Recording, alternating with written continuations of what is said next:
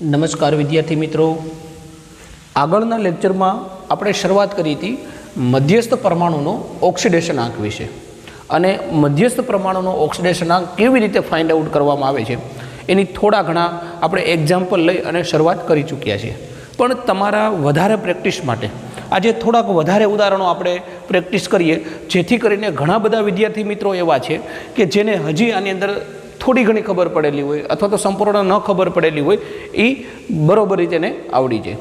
હવે મિત્રો, આ ટોપિક ઉપર હું વધારે એટલા માટે ભાર દઉં છું કે જ્યારે આપણે સંકીર્ણ સંયોજનોનું આયુપેક નામકરણ શીખીશું ત્યારે સંકીર્ણ સંયોજનોનું આયુપેક નામકરણ લખતી વખતે જ્યારે ધાતુનો મધ્યસ્થ ધાતુ પરમાણુ લખવામાં આવે છે ત્યારે તમારે એની બાજુની અંદર રોમન આંકની અંદર એની ઓક્સિડેશન અવસ્થા લખવાની આવશે.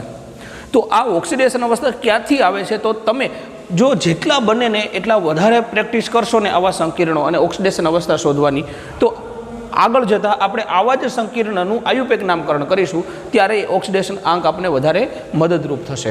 તો આજે મિત્રો તમે બધે લિગેન્ડ શું છે, એકદંતીય લિગેન્ડ કેટલા છે, દ્વિદંતીય કેટલા છે, એમાં તટસ્થ કેટલા છે, ઋણ કેટલા છે, આ બધી ઇન્ફોર્મેશન મેળવીને બેઠા છો.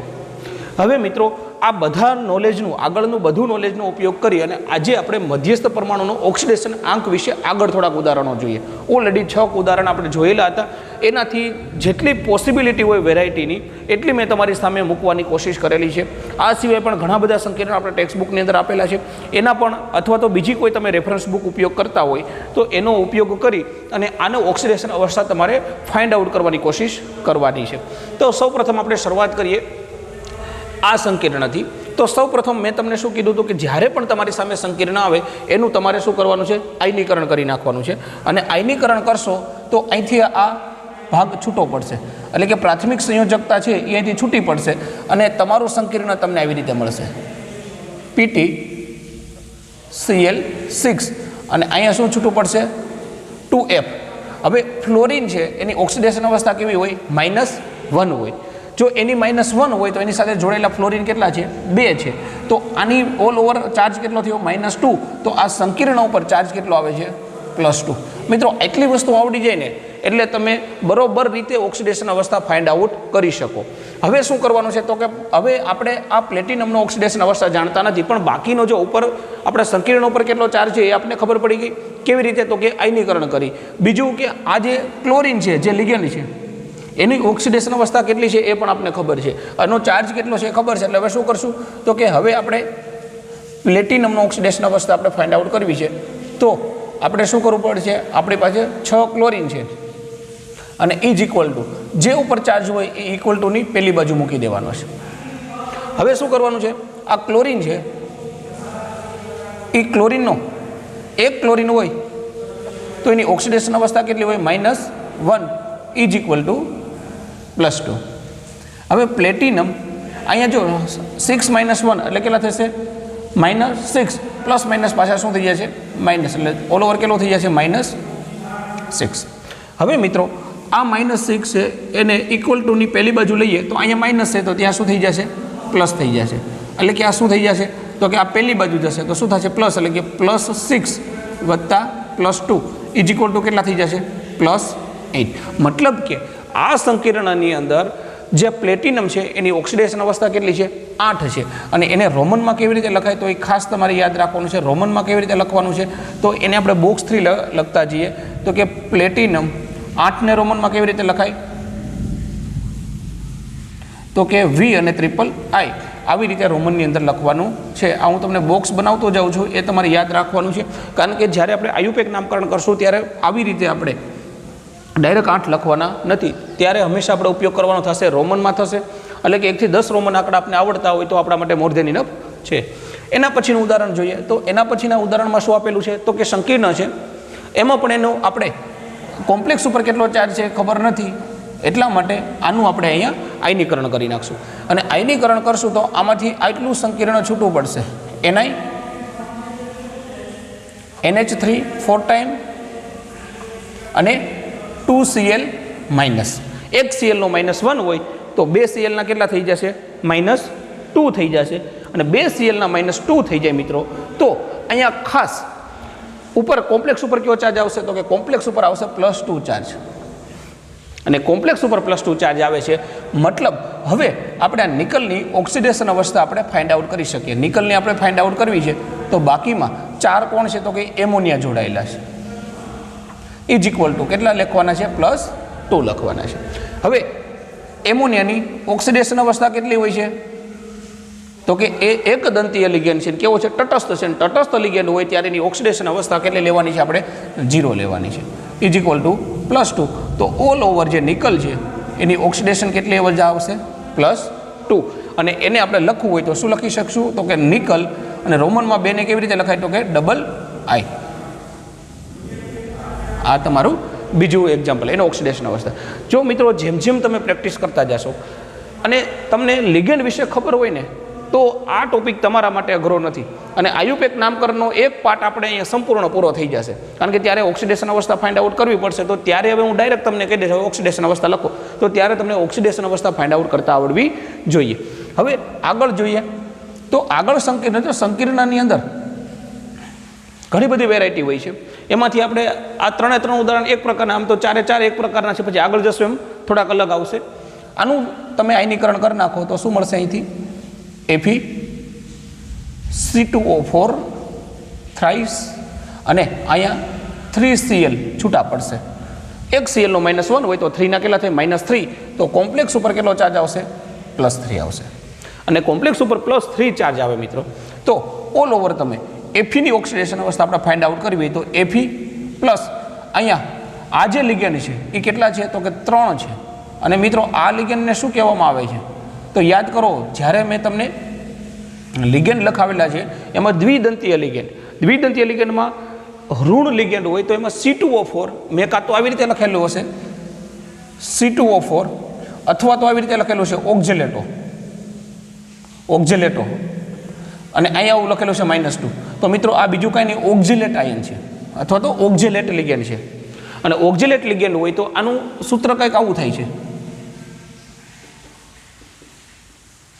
આ કાર્બન હશે આ ઓક્સિજન એટલે કે અહીંથી એક ઇલેક્ટ્રોન યુગ્મનું દાન થશે અહીંથી ઇલેક્ટ્રોન યુગ્મનું દાન થશે એટલે કે ઓલ ઓવર કેટલા એની ઉપર નેગેટિવ ચાર્જ છે 2 છે એટલે કે આ કેવા દંતીય લિગેન્ડ છે દ્વિદંતીય લિગેન્ડ છે એટલે કે આની અંદર Fe+3 આ C2O4 ની જગ્યાએ કેટલા મૂકવાના છે આપણે 2 કારણ કે દ્વિદંતીય લિગેન્ડ છે એટલે 2 સવર્ગ સહસંયોજક બંધ બનાવશે અને ઇઝ ઇક્વલ ટુ કેટલા થશે +3 થશે હવે Fe is equal to Fe plus 3 × 2 એટલે કેટલા થશે 6 ઇઝ ઇક્વલ ટુ +3 હવે શું કરવાનું છે તો કે આ જે +6 છે એને ઇક્વલ ટુની પેલી બાજુ જવા દઈએ તો શું થશે તો કે આ બાજુ પ્લસ હશે તો ત્યાં જઈને શું થઈ જશે માઇનસ થઈ જશે ઓલ ઓવર જવાબ કેવો આવશે +3 -6 માંથી +3 જશે તો જવાબ કેટલો આવશે -3 આવશે ખાસ જોવો તમે અહીંયા શું થાય છે તો કે C2O4 છે એની ઓક્સિડેશન અવસ્થા કેટલી છે તો કે -2 છે એટલે ઓક્સિડેશન અવસ્થા આપણે કેટલી લેશું અહીંયા -2 લેશું હવે -2 લઈએ મિત્રો તો અહીંયા ઓલ ઓવર 3 × 6 આ પણ કેટલો આવશે -6 આવશે તો આ પેલી બાજુ જશે તો કેવું થઈ જશે પ્લસ થઈ જશે તો ઓલ ઓવર થવું જોઈએ કેટલું +9 આ વસ્તુ ખાસ યાદ રાખજો ભૂલથી પણ જેમ અહીંયા મેં તમને એક ઉદાહરણમાં આપણે જોયું કે જો અહીંયા જો પ્લસ લઈને આવીએ ને તો અહીંયા આપણો જે જવાબ આવશે કેવો આવશે ઓક્સિડેશન અવસ્થા માઇનસ આવશે ત્યારે તમારે ખાસ એક વસ્તુ જોવાની છે કે જ્યારે ઓક્સિડેશન અવસ્થા તમારે માઇનસ આવે ત્યારે એક વિચારો કે તમારી ક્યાંક થોડીક ભૂલ થયેલી છે કારણ કે મેટલ એટલે કે ધાતુની કોઈ પણ ઓક્સિડેશન અવસ્થા માઇનસ આવે નહીં નોર્મલ કેસમાં માઇનસ આવશે નહીં અને નથી આવતી તો એનું કારણ કે આ કેવો છે ઋણ લિગેન્ડ છે એટલે -2 -6 પેલી બાજુ જશે તો પ્લસ થઈ જશે +3 ને +6 એટલે કેટલા થઈ જાય +9 તો Fe માટે શું લખાશે Fe માટે ઓક્સિડેશન અવસ્થા લખવી હોય તો શું લખાશે IX આ થયો આપણો 9મો લિગેન્ડ એના પછી વાત કરીએ આપણે 10મા સંકીર્ણ વિશે અને 10મા સંકીર્ણ વિશે વાત કરીએ તો 10મા સંકીર્ણમાં એનું આયનીકરણ કરશો સૌપ્રથમ એટલે અહીંથી તમારો જે સંકીર્ણ છે એ બ્રેક થઈ જાય છે કે પ્રાથમિક સંયોજકતા છે અહીંથી દૂર થઈ જાય છે અને પાછળ શું વધશે તો કે COEN થ્રાઇસ અને 3Br- આની ઉપર -1 ચાર્જ એવા 3 એટલે -3 તો આની પર કેવો થશે? +3 ચાર્જ થશે. હવે ઓક્સિડેશન અવસ્થા કોની શોધવી છે? કોબાલ્ટની. પ્લસ En કેટલા છે? 3 છે, all over +3.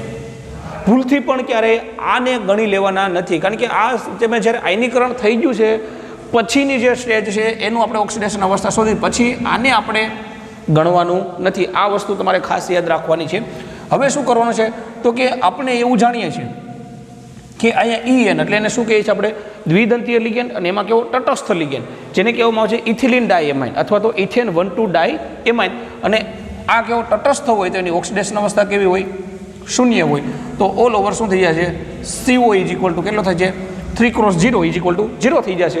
All over oxidation અવસ્થા કેટલી થશે? +3. અને કોબાલ્ટ માટે +3 લખવી હોય તો આવી રીતે લખવાની છે, રોમનની અંદર 3. રોમનની અંદર આવી રીતે 3 લખવાના છે.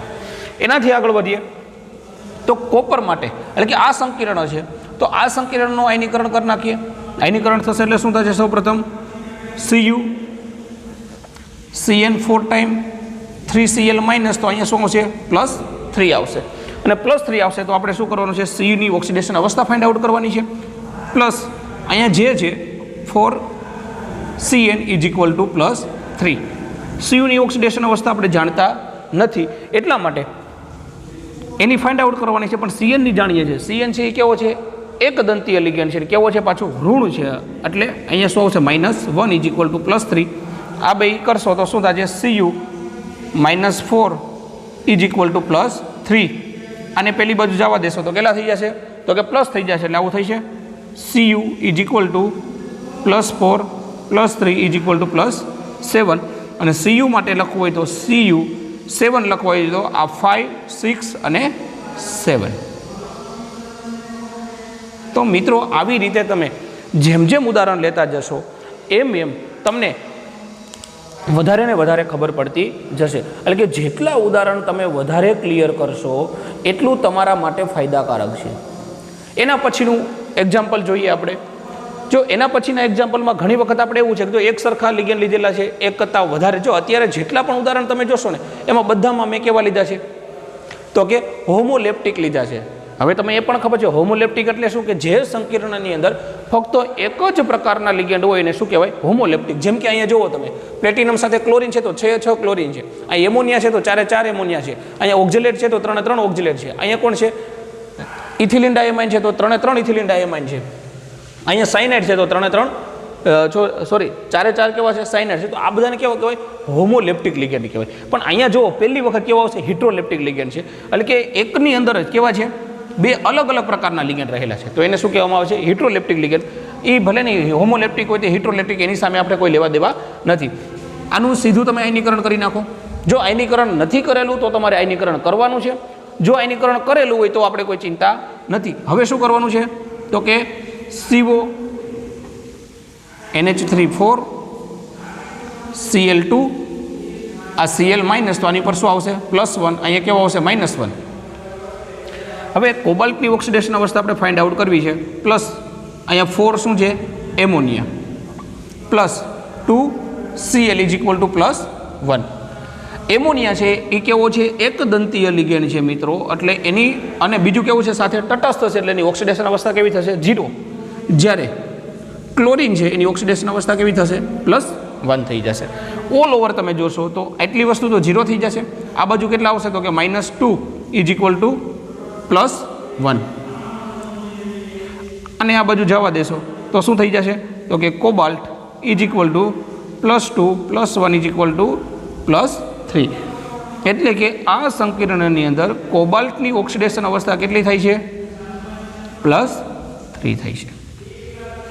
તો આવી રીતે મિત્રો, જેમ જો શરૂઆતમાં હું બધું તમને ફૂલ સ્ટેપ કરીને આપું છું, અહીંયા હરેક સ્ટેપનો તમને હું લખીને બતાવું છું, પણ આપણે શરૂઆતના જ્યારે આપણે ન આવડતું હોય ત્યારે આવી રીતે કરીએ તો વાંધો નહીં, પણ પરીક્ષાઓમાં પૂછાય અથવા તો MCQ સોલ્વ કરો તો ફટાફટ કેવી રીતે કરી શકાય? તો એના માટે તમને લિગેન્ડનું નોલેજ હોવું જોઈએ. એનો ચાર્જ કેટલો હોય, એની ઓક્સિડેશન અવસ્થા કેટલી હોય એટલી ખબર હશે, પછી તમારા બધું સ્ટેપ લખવાની જરૂર નહીં થાય, તમે શોર્ટકટ ફટાફટ પતાવી દેશો અહીંયા. પણ આપણે અત્યારે શું કરીએ? શીખીએ છીએ, અર્નિંગ સ્ટેજમાં છીએ, એટલા માટે શું કરશો? અહીંયા આપણે એકદમ ધીમે ધીમે આગળ વધીએ. પાછું એક આપણે ઉદાહરણ અહીંયા લઈએ છીએ. એ ઉદાહરણ છે હોમોલેપ્ટિકનું. અને હોમોલેપ્ટિકનું અહીંયા તમે આયનીકરણ કરશો તો અહીંયાથી cobalt CN6 3Br minus bromine કેવો છે મોનોદંતીય લિગેન્ડ અને એની ઉપર એક ચાર્જ -1 ચાર્જ હોય એવા 3 છે ત્યાં -1 એટલે કે -3 થાય તો અહીં કેવો થઈ જશે +3 થઈ જશે અહીંયા 3 બ્રોમિન છે એકનો -1 તો 3 નો -3 થશે કોબાલ્ટની ઓક્સિડેશન અવસ્થા ફાઇન્ડ આઉટ કરવી છે અને આપણી પાસે સાયનાઇડ લિગેન્ડ છે +3 કોબાલ્ટ પ્લસ સાયનાઇડ હોય તો સાયનાઇડ છે એક દંતીય અને કેવો છે પાછો ઋણ લિગેન્ડ છે એટલા માટે એના માટે શું લખીએ -1 કોબાલ્ટ અહીંયા સુધી જશે -6 +3 હવે આ 6 ને પેલી બાજુ જવા દઈએ તો શું વધશે તો કે પેલી બાજુ જવા દેશો તો શું થશે CO +6 +3 +9 થઈ જશે અને ઓલ ઓવર કોબાલ્ટ માટે લખવું હોય તો કોબાલ્ટ માટે આની ઓક્સિડેશન અવસ્થા કેવી રીતે લખાશે આ એની ઓક્સિડેશન અવસ્થા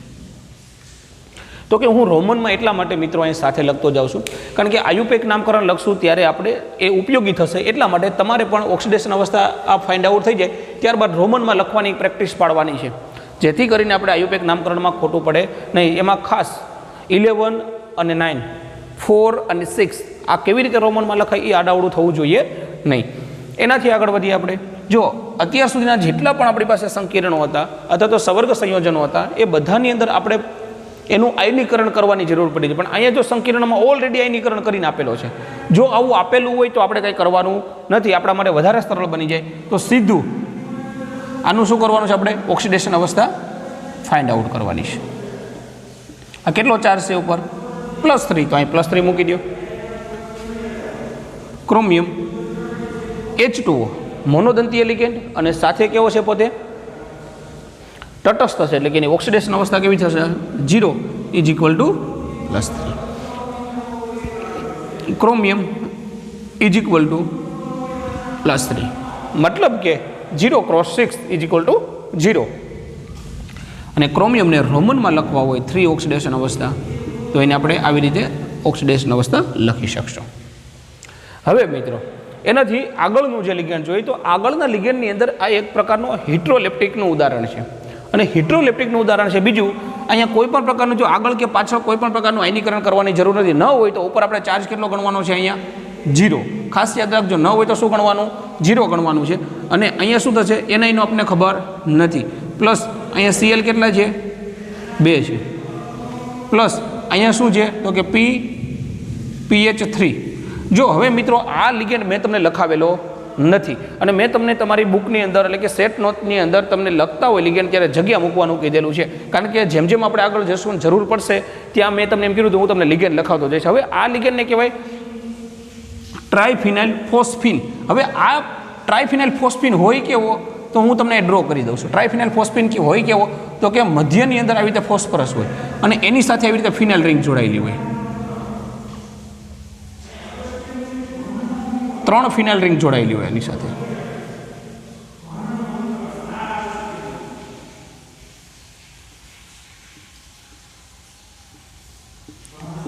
અને આની ઉપર એક અબંધકારક ઇલેક્ટ્રોન યુગ્મ હોય અને એક અબંધકારક ઇલેક્ટ્રોન યુગ્મ હોય એટલા માટે આ શું કરે ઉપરથી એક ઇલેક્ટ્રોનનું દાન કરે એક ઇલેક્ટ્રોનનું દાન કરે આને કહેવામાં આવે છે ટ્રાયફિનાઇલ ફોસ્ફિન કેવો છે તો કે એક દંતીય લિગેન્ડ છે અને બીજો કેવો પાછો તટસ્થ એટલે કેની અંદર તમારે ઉદાહરણ લખવાનું છે એક દંતીય લિગેન્ડ એમાં તટસ્થ લિગેન્ડ છે જ્યાં તમારે ઉદાહરણ મૂકી દેવાનું છે અને મિત્રો તટસ્થ લિગેન્ડ હોય આની પર કોઈ ચાર્જ નથી તો શું મૂકી દેવાનું 0 જો કોમ્પ્લેક્સ ઉપર પ્લસ ચાર્જ આવે તો ઇક્વલ ટુ પછી આપણે પ્લસ મૂકવાનું છે માઇનસ ચાર્જ આવે તો માઇનસ મૂકવાનું છે અને ઘણા બધા સંકીર્ણ એવા છે એની પર કોઈ પણ પ્રકારનો ચાર્જ નથી તો ત્યાં શું મૂકવાનું 0 જેમ કે આ ઉદાહરણની અંદર તો આ તમારે ખાસ સમજવાનું છે આને કહેવામાં આવે છે ટ્રાયફિનાઇલ ફોસ્ફિન એ આવી રીતે હોય છે અને આ છે આની પાછળ રહેલા આ ઇલેક્ટ્રોન યુગ્મોનો આવી રીતે સહસવર્ગ સહસંયોજક બંધ બનાવે કોઈ પણ ધાતુ સાથે અને આ કેવો છે કાર્બનિક લિગેન્ડ છે એકદંતીય છે અને પાછો તટસ્થ પણ છે એટલે તટસ્થ હોય તો એના માટે એની ઓક્સિડેશન અવસ્થા કેટલી થશે જો એ ક્લોરીન હોય તો -1 આના માટે તટસ્થ હોય તો શું લેવું પડે આપણે 0 લેવો પડશે એટલે કે એનઆઈ ઇઝ ઇક્વલ ટુ કેટલા થઈ જશે? આ -2 એટલે કેવા થઈ જશે? અહીં -2 આવશે ઇઝ ઇક્વલ ટુ 0, કારણ કે આ તો ઓલરેડી 0 થઈ જશે. અને પેલી બાજુ જવા દો, એનઆઈ ઇઝ ઇક્વલ ટુ +2, એટલે કે નિકલની ઓક્સિડેશન અવસ્થા આ સંકીર્ણની અંદર કેટલી જોવા મળે છે? +2 જોવા મળે છે. તો આ સંકીર્ણમાં જો આમાં જેટલા પણ નોવેલ્ટી આવતી જશે એટલું હું તમને અહીં કહેતો જાઉં છું, અને સાથે જેવા અલગ આવે છે એને પણ તમારે તારવીને લખતું જવાનું છે, જેથી કરીને તમને આવા પ્રશ્નો કદાચ પૂછાય તો આપને ચિંતા રહેવી જોઈએ નહીં.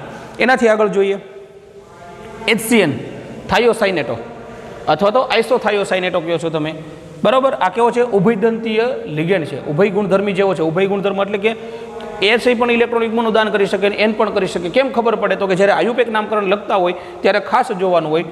અને જે આમાંથી જો એને દાન કરેલું છે કે એસે દાન કરેલું છે એ કેમ ખબર પડે? તો કે જે ધાતુ તરફ લખેલું હોય ને એને ઇલેક્ટ્રોનિકનું દાન કરેલું. આમાં ધાતુ તરફ કોણે લખેલું છે? એસે, એસ લખેલો છે, એટલે કે આ શું હોય? તો કે સલ્ફરે કોબાલ્ટને ઇલેક્ટ્રોનિકનું દાન કરેલું હશે. હવે જો મિત્રો ઘણા બધા સંકીર્ણની આપણે એવું કહેતું હતું એની પર પ્લસ ચાર્જ આવે, એવું જરૂરી નથી પ્લસ આવે, જો અહીં માઇનસ ચાર્જ આવેલો છે. તો કંઈ વાંધો નહીં, આપણે આનું આયનીકરણ કરવાની જરૂર નથી. આનું ઓક્સિડેશન અવસ્થા શોધવા માટે cobalt +4 HCN is equal to, અત્યાર સુધી પ્લસ લેતા હતા પણ અહીં કેવો છે? માઇનસ છે, તો અહીં શું લેવાનું છે આપણે? -2 લેવાનો છે. કોબાલ્ટ HCN માટે કેવું હોય છે ઇલેક્ટ્રો એની ઓક્સિડેશન અવસ્થા? તો કે HCN આપણે ક્યાં લખેલો છે? એક દંતીય લિગેન્ડમાં અને ઋણ લિગેન્ડની અંદર, અને એની પરનો ચાર્જ કેવો હોય? -1 હોય, ઇઝ ઇક્વલ ટુ -2. કોબાલ્ટ -4 થશે, ઇઝ ઇક્વલ ટુ -2. અને આ બાજુ ટ્રાન્સફર કરો તો શું થઈ જશે? Cobalt is equal to +4 -2. Cobalt is equal to શું આવશે અહીંયા? +2, જેથી કરીને કોબાલ્ટની ઓક્સિડેશન અવસ્થા અહીં કેટલી થશે? +2 થઈ જશે. કોબાલ્ટની ઓક્સિડેશન અવસ્થા કેટલી થઈ જશે? અહીંયા +2 થઈ જશે. એના પછીનું સંકીર્ણ તમે જોશો તો એના પછીનું સંકીર્ણ પણ હિટ્રોલેપ્ટિકનું અહીંયા એક્ઝામ્પલ છે, એટલે કે હિટ્રોલેપ્ટિક લિગેન્ડનું અહીંયા એક્ઝામ્પલ આપેલું છે. અને આ એક્ઝામ્પલની અંદર શું કરેલું છે? તો કે અહીંયા સૌ પ્રથમ તમારે તો ઓક્સિડેશન અવસ્થા ફાઇન્ડ આઉટ કરવા માટે આનું આયનીકરણ કરવું પડશે. આયનીકરણ કરશો તો આ સંકીર્ણ શું બનશે? તો કે chromium NH3 thrice, H2O thrice, અને અહીંયા 3Cl માઇનસ. અહીંયા -3 ચાર્જ છે, તો અહીં કેવો આવશે? +3 ચાર્જ આવશે, અને +3 ચાર્જ આવશે મિત્રો. તો હવે આનું ઓક્સિડેશન અવસ્થા આપણે જે ક્રોમિયમની શોધવી હોય તો chromium +3 ammonia +3 H2O is equal to +3. હવે આ જો +3 હોય તો હવે ક્રોમિયમ એમોનિયા છે કેવો છે? તટસ્થ લિગેન્ડ છે, તો 3 બ્રેકેટમાં 0, કારણ કે તટસ્થ લિગેન્ડ માટે આપણે શું લખીએ છીએ? 0 લખીએ. H2O પણ કેવો છે? તટસ્થ લિગેન્ડ છે, એટલે આમ જોઈએ તો ઓલ ઓવર શું થઈ જાય છે? 0. તો ક્રોમિયમ ઇઝ ઇક્વલ ટુ શું થઈ જાય છે? +3. આ 0 થઈ જાય છે, આ 0 થઈ જાય છે, ઇઝ ઇક્વલ ટુ +3. તો ક્રોમિયમનો ઓક્સિડેશન અવસ્થા અહીંયા જે જોવા મળશે એ કેવી છે? +3 જોવા મળશે. તો મિત્રો આ જેટલા પણ ઉદાહરણ લખાને જો તમે થોડુંક એવું ધ્યાન આપ્યું હોય તો બાકીના ઉદાહરણ પણ તમે બહુ આસાનીથી તમે એનું ઓક્સિડેશન અવસ્થા ફાઇન્ડ આઉટ કરી શકો. અને આવા તો પુષ્કળ પ્રકારના ઓક્સિડેશન અવસ્થા છે. આની મને જરૂર પડશે તો હું તમને આની એક આખી શીટ પણ બનાવીને આપી દઈશ, કે જેથી કરીને તમે નવરા સમયની અંદર અથવા તો તમારો જે ફ્રી સમય હોય એમાં ઓક્સિડેશન અવસ્થા ફાઇન્ડ આઉટ કરી શકો. એટલે કે તમને સમય મળે ત્યારે જેમ જેમ તમને સમય જતો જાય તો નક્કી કરી લેવાનું એક દિવસમાં 5 થી 10નું તમે ઓક્સિડેશન અવસ્થા ફાઇન્ડ આઉટ કરો, તો એવા ઘણા બધા તમને બંધારણ અથવા તો તમે તમારી રીતે પણ ગોતી શકો. તમારું સંકીર્ણ સંયોજનો છે એ ચેપ્ટર શરૂઆત થાય ત્યાંથી તે પૂરું થાય ત્યાં સુધીમાં જેટલા પણ સંકીર્ણ છે એને અલગ લખી નાખો, અને એ અલગ લખી અને બધાની તમે જે ઓક્સિડેશન અવસ્થા ફાઇન્ડ આઉટ કરવાની કોશિશ કરો. જેવું ઓક્સિડેશન અવસ્થા ફાઇન્ડ આઉટ થઈ જાય ત્યારબાદ આપણે શું કરશું? એનું આયુપેક નામકરણ કરશો, તો ત્યાં પણ તમને ઉપયોગી થશે ને. એટલી પ્રેક્ટિસ કરી લઈએ એટલે આપણા માટે મોર ધેન ઇનફ છે. હવે મિત્રો આ તમે જોશો ને તો આ તમારા માટે થોડોક એક નવો આવે છે. હવે આ સંકીર્ણ આપણે આગળ વધતા પહેલાં આ બાકીના 2 સંકીર્ણ છે એનું આપણે આ ઓક્સિડેશન અવસ્થા ફાઇન્ડ આઉટ કરી લઈએ. લાસ્ટમાં એને રાખીએ આપણે. તો અહીંયા શું થશે? અહીંયા તમે શું કરવાનું છે? એનું આયનીકરણ કરી દો. Cobalt ammonia 4 time H2O Cl અને 2Cl માઇનસ, તો અહીંયા કેવો આવશે? +2 ચાર્જ આવશે. હવે કોબાલ્ટની ઓક્સિડેશન અવસ્થા ફાઇન્ડ આઉટ કરવી હોય તો શું થશે? 4 એમોનિયા, H2O કેટલા છે? તો કે એક જ છે, પ્લસ ક્લોરીન પણ કેવા છે? એક જ છે, is equal to +2. Cobalt, ammonia કેવો છે? એક દંતી અને તટસ્થ લિગેન્ડ એટલે 0. H2O પણ કેવો છે? તટસ્થ લિગેન્ડ છે, પ્લસ ક્લોરીન કેવો છે? તો કે -1 ચાર્જ ધરાવે છે, ઇઝ ઇક્વલ ટુ +2. તો અહીંયા જોશું ઓલ ઓવર તો શું થઈ જાય? Cobalt -1 is equal to +2. અને પેલી બાજુ જવા દો, કોબાલ્ટ ઇઝ ઇક્વલ ટુ +1 +2. તો કોબાલ્ટ ઇઝ ઇક્વલ ટુ કેટલા થઈ જશે? +3. અને કોબાલ્ટ +3 લખવા માટે રોમનમાં એને આવી રીતે લખવામાં આવે છે. આ સંકીર્ણ જોજો, બાકીના જેટલા પણ તમે સંકીર્ણ જોયેલા છે ને એની અંદર બધાની અંદર પાછળની સાઈડ આપણે આયનીકરણ કરતા હતા, પણ એવું જરૂરી નથી. બ્રેકેટની આગળ કે પાછળ જે પણ જોડાયેલા હોય ને એને પ્રાથમિક સંયોજકતા કહેવામાં આવે છે અને પોતે આયનીકરણ પામે એવું હોય છે. આનું આયનીકરણ અહીંથી થશે અને અહીંનું આયનીકરણ થશે તો અહીં કે કેટલા છે? તો કે 2 કે છૂટા પડશે. અને પોટેશિયમની ઉપર કેવો ચાર્જ હોય? S વિભાગના તત્વ છે, સમૂહ 1 ની અંદર આવે છે, +1 ચાર્જ હોય. તો અહીંયા શું આવશે? ZnOH 4 ટાઈમ એક ઉપર કે ઉપર +1 તો 2 હોય તો +2. તો અહીંયા ઓલ ઓવર કેટલો આવશે? -2 ચાર્જ આવશે. એનાથી આગળ થોડાક વધીએ તો હવે આપણે શું કરવાનું છે કે આ ઝીંક છે એની ઓક્સિડેશન અવસ્થા ફાઇન્ડ આઉટ કરવાની છે. +4OH is equal to -2. Zinc +4OH છે જેને આપણે હાઇડ્રોક્સો કીધું હતું, એની ઓક્સિડેશન અવસ્થા કેટલી હોય? તો કે એક દંતીય લિગેન્ડ છે એટલે -1 હોય. તો Zn is equal to -4 is equal to -2. હવે આને પહેલી બાજુ જવા દઈએ તો શું થાય છે? Zn is equal to +4 -2 is equal to કેટલા આવશે? +2. તો ઝીંકની ઓક્સિડેશન અવસ્થા કેટલી આવશે? +2 આવશે. તો આ તો ઘણા બધા આપણે પ્રેક્ટિસ કરેલી છે. હવે જે મિત્રો શીખવાનું છે ને એ આ સંકીર્ણ છે. જો ખાસ યાદ રાખજો, પરીક્ષાઓની અંદર ઘણી વખત એટલું બધું સરળ પૂછેલું હોય છે પણ આપણે એને અઘરું માની બેસીએ છીએ. કેવી રીતે? તો કે આ સંકીર્ણ તમે જોશો ને તો આમ તમારા માટે એમ લાગે કે ભાઈ સાહેબ આવો કેમ છે?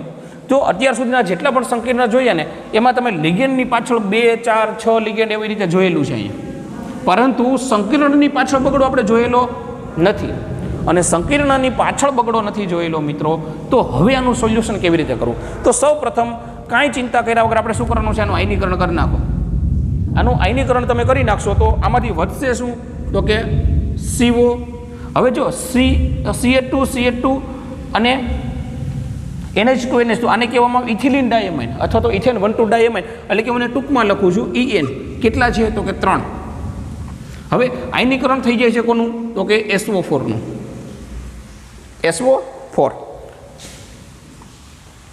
SO4 થઈ જાય છે. હવે SO4 છે મિત્રો, એની પર કેટલો ચાર્જ હોય? -2 હોય. એવા કેટલા જોડાયેલા છે? 3. એકનો -2 અને એવા 3 જોડાયેલા છે. તો ઓલ ઓવર કેટલો થઈ જાય છે? આની પર કેવો હોય? -2 હોય. -2 × 3 એટલે કેટલા થઈ જાય છે? ઓલ ઓવર કેટલા થઈ જાય છે? -6 થઈ જાય છે. તો આ બ્રેકેટ ઉપર પણ કેટલા આવશે? +6 આવશે. હવે મિત્રો જો ઘણા બધા વિદ્યાર્થીઓ અહીંયા મેં સમજાવેલું હોવા છતાં પણ પરીક્ષાઓમાં ભૂલ કરે છે. કેવી રીતે? તો કે તમને આવો સંકીર્ણ કીધું ત્યારે કીધું હોય કે અહીંયા +6 લઈ અને પોતે શું કરે છે? ઓક્સિડેશન અવસ્થા શોધવાની શરૂઆત કરી દે છે. એટલે કે કોબાલ્ટની ઓક્સિડેશન અવસ્થા કેવી આવશે? +6 આવશે, જે અહીંયા પેટર્ન ખોટી છે. હવે શું કરવાનું છે આની અંદર? તો કે અહીંયા તમે જુઓ સંકીર્ણની પાછળ શું લખેલું છે? બગડો લખેલો સંકીર્ણ. એક સંકીર્ણ હોય તો એનો કેટલો હોય ઓક્સિડેશન અવસ્થા? 2 સંકીર્ણ છે ત્યારે 6 હોય તો એકનો કેટલો? એટલે કે આ સંકીર્ણ કેટલી વખત છે આવા? તો કે CO EN થ્રાઇસ, પાછું CO EN થ્રાઇસ.